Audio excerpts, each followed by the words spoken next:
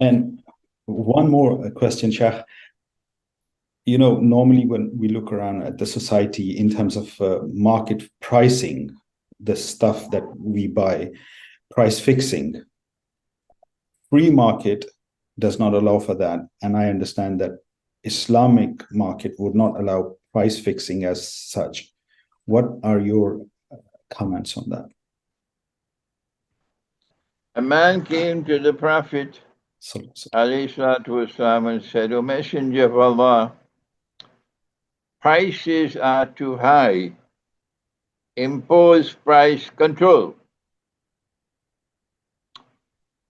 The Prophet said no. And the companions were people who, as soon as the Prophet said something, they all accepted. yeah. Even if they differed with him, they'll be quiet. But they'll not openly come back to him.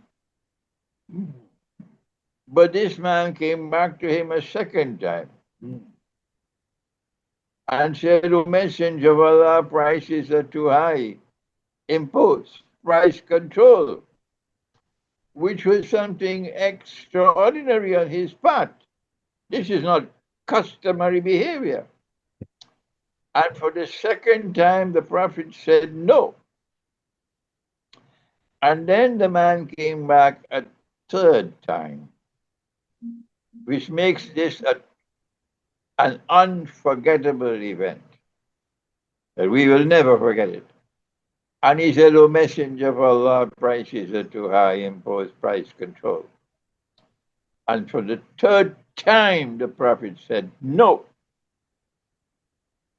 But we can pray to Allah to bring down prices, indicating that the religion which has come from Allah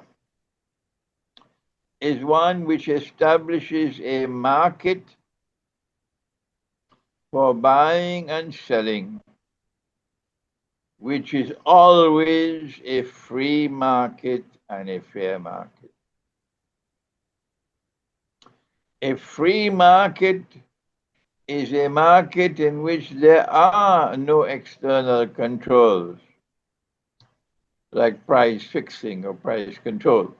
No, the market with itself establish prices, and prices will then depend upon demand and supply. As demand exceeds supply, the prices go up. And as demand wavers and supply increases, prices go down. And business is based upon a knowledge of prices, a knowledge of market prices in different markets in the world. And businessmen will buy from one market and bring to another market. That's business. That's business. And in this way, they make a profit. And prices are stabilized in markets. A fair market is one in which no one has any privileged access to the market. No one has any unfair access to the market. And so if you steal instead of buying, this is going to corrupt the market. And the establishment and the maintenance of a free and fair market is so critically important to the religion that has come from Allah, that Allah establishes a special kind of punishment. There is that punishment which is meant to retaliate, to punish you for what you have done. And there is that punishment which is meant to reform you. So if you drink alcohol, the Prophet and his companions will take out their slippers and hit you, because it's meant to reform you. It's not to inflict pain on you. But an eye for an eye and a tooth for a tooth, this is retaliation for justice. This is what you did to me. You have to pay an equal price for it. But Allah has also imposed a third kind of punishment to prevent others from doing what you did. And this is called deterrent punishment. And deterrent punishment is reserved for only that which is most critically dangerous, the most critically dangerous of all. That is something that is destabilizing the whole society. And for that he imposes deterrent punishment. So there's deterrent punishment for stealing, corruption in the market. You in charge of buying aeroplanes from United States. It's a multi-million-dollar contract, and you pocket 1 million from it. All right, and the punishment is cut off their hands. There are those who speak of barbarism and barbaric punishment.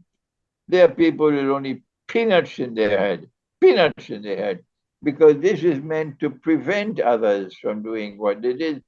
Well, there is corruption all over the world today. What can you do to prevent it? We have a law that will prevent it.